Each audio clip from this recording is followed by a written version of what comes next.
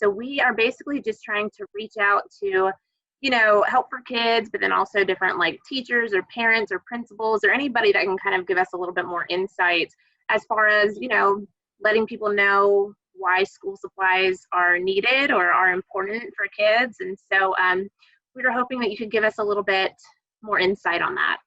Sure, I'll do my best. So, I know the school list kind of was just released for Horry County. Is that list pretty standard, or is it a little different this year with the times? It is a little different. So this year we decided to go with a district-wide school supply list. Dr. Maxey just wanted some really good consistency that we were asking kids, no matter what school they went to, for the same supplies. Previously, teachers kind of created the supply list. We've always had a $15 limit just to help families out. But within that $15, we could teachers could sit down as a grade level and kind of decide what they wanted for that $15. But this year we decided just to go with the basic supplies that kids might need and to be very consistent across the district, so that no matter what school you go to, you're being asked to provide the same things. And we really tried just to make it the basic necessities that they may need in school. Is there anything that's kind of extra as far as, stuff that's like cleanliness? Is there like hand sanitizer or tissues or anything on there that's not normally on there? There actually is not. Dr. Maxey wanted to, he didn't feel like that was the, that families should have to provide that should be a district should provide those things. So there's no like Clorox wipes or paper towels or sanitizer.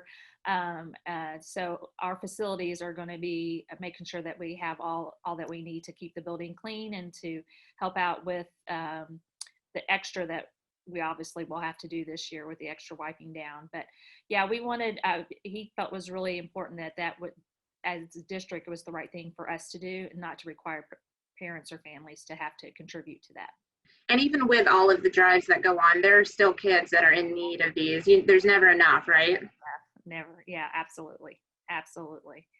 Especially, I feel like when you're going through times like we are now, where typical parents wouldn't have any problem purchasing school supplies, but maybe they've been on furlough or been laid off for a little bit because of COVID.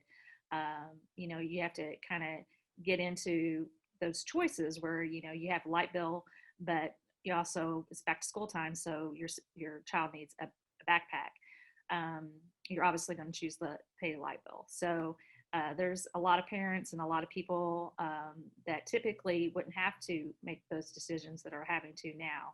And that's the student, we want to help all our students, but we want those students and those parents to know, hey, we get it. It's a rough time out there. It's a rough time for everybody.